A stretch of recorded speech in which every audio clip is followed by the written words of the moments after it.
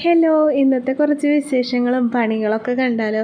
അപ്പോൾ നമ്മുടെ വെള്ളക്കാന്താരിയൊക്കെ നല്ലപോലെ മൂത്ത് നിൽക്കുന്നുണ്ട് കേട്ടോ. ഇത് നമ്മുടെ വള്ളി റോസ്, ഇങ്ങനെ കൊലയായിട്ട് പൂവുണ്ടാവുന്ന റോസില്ലേ, അതാണ് കേട്ടോ.